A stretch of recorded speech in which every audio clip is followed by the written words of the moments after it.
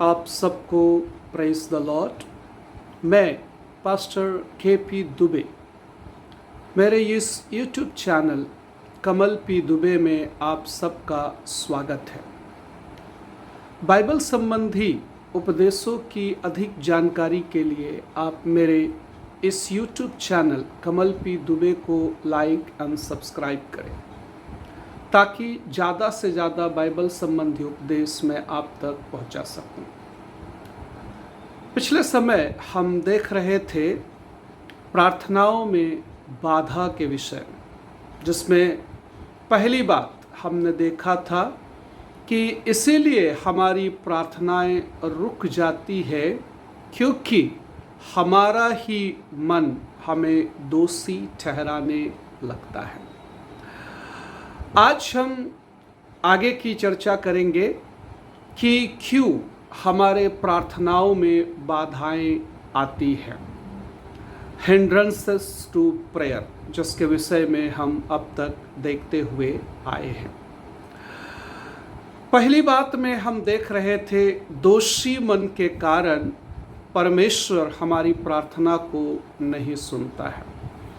Hindrances to prayer, जिसके लिए हमने पिछले समय जो वचन पढ़ा था, भजन संहिता साम्स चैप्टर 66:18, यदि मैं मन में अनर्थ बात सोचता तो प्रभु मेरी नहीं सुनता, इसी को आधार रखकर हम इसके विषय में चर्चा कर रहे हैं। तो मन के अंदर की समस्या के विषय में हम जो है देखें कि यदि हमारा ही मन हमें दोषी ठहराए तो हम कैसे परमेश्वर से प्रार्थना कर पाएंगे या प्रार्थना करेंगे। आज हम उसी से आगे बढ़ते हुए दूसरे भाग को हम देखने के लिए जा रहे हैं। इसलिए हमारी प्रार्थनाएं रुक जाती है कि हमारे अंदर ना क्षमा करने वाला एक मन या आत्मा आप कह सकते हैं, अनफॉरगिविंग स्पिरिट, ना क्षमा करने वाला मन, या फिर यूं कहे कठोर हृदय के वजह से हमारी प्रार्थनाएं प्रभु तक नहीं पहुंच पाती है। अक्सर ये हरेक के जीवन के अंदर होने वाली ये बात है। हम हर विश्वासी प्रार्थना करने के समय जब प्रार्थना का जवाब हमारे जीवन के अंदर में नहीं मिलता तो हम इसके विषय में सोचने लगते हैं और जो है हम बार बार जो है कोशिश करते हैं कि क्यों मेरे जीवन के अंदर ऐसी स्थिति और दशा हो रही है। परंतु परमेश्वर के वचन के अंदर हम इस बात को जरा ध्यान दें तो पाएंगे कि प्रार्थनाओं में बाधाओं के कई कारण हैं, जिसमें से पहला कारण दोषी हृदय के विषय में हमने देखा। आज दूसरा कारण देख रहे हैं कठोर मन या कठोर हृदय, या यूं कहे जो है ऐसी मन जो दूसरों को क्षमा नहीं करता है। यदि ऐसे जन प्रार्थना करे तो परमेश्वर कैसे उसकी प्रार्थना को सुनेगा। परमेश्वर के वचन में इसके बारे में हम देख सकते हैं, कई वचन जो है बाइबल के अंदर में हम देख कर आते हैं। तो सबसे पहली हम बात देख कर आते हैं मरकुस रचित सुसमाचार उसके 11 अध्याय 23 वचन से लेकर 26 वचन तक। Gospel of mark chapter 11 23 to 26। आइए देखते हैं वहाँ पर क्या जो है लिखा हुआ है और उसके विषय में हम थोड़ा सा जो है बातें करेंगे। मरकुस रचित सुसमाचार 11 अध्याय उसके 23 वचन से लेकर उसके 26 वचन तक हम इस बात को यहाँ पर देखते हैं। लिखा है, मैं तुमसे सच कहता हूँ, यदि जो कोई इस पहाड़ से कहे कि तू उखड़ जा और समुद्र में जा पड़ और अपने मन में संदेह ना करे, वरन प्रतीति करे कि जो कहता हूँ वह हो जाएगा, तो उसके लिए वही होगा।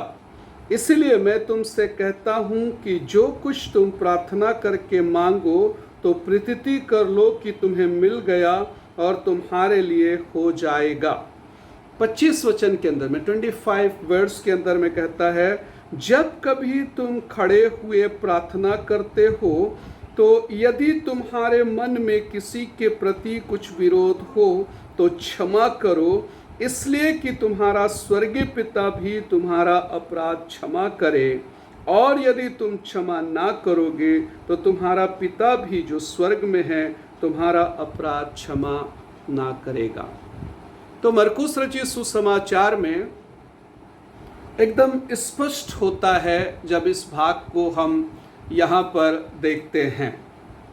मरकुस रचित सुसमाचार में यह बात स्पष्ट रीति से हम देख सकते हैं कि प्रभु यीशु मसीह यहाँ पर कहते हैं कि यदि तुम दूसरों के अपराधों को क्षमा नहीं करोगे तो कैसे परमेश्वर तुम्हारे अपराधों को क्षमा करेगा।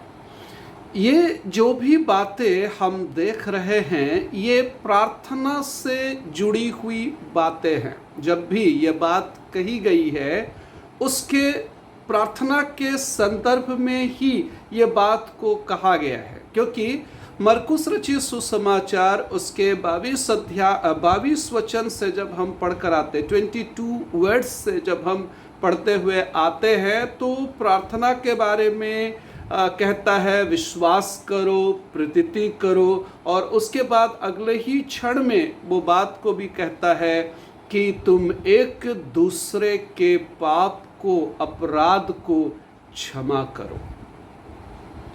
यही बात हम लूका रचित सुसमाचार 11 अध्याय उसके 4 वचन के अंदर भी देखते हैं। Gospel of Luke chapter 11 verse 4 के अंदर में भी इसी बात को हम पाते हैं।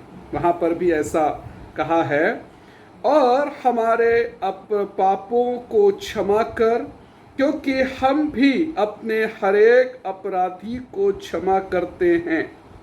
यहाँ पर भी यह बात कहकर आता है, और हमारे पापों को क्षमा कर, क्योंकि हम भी अपने हरेक अपराधी को क्षमा करते हैं। तो इन जगहों पर जहाँ जहाँ पर प्रार्थना के संदर्भ में बात कही गई है, लूका रचित सुसमाचार 11 अध्याय के 4 वचन प्रभु यीशु मसीह चेलों को सिखाने वाली प्रार्थना के संबंध में कहा है।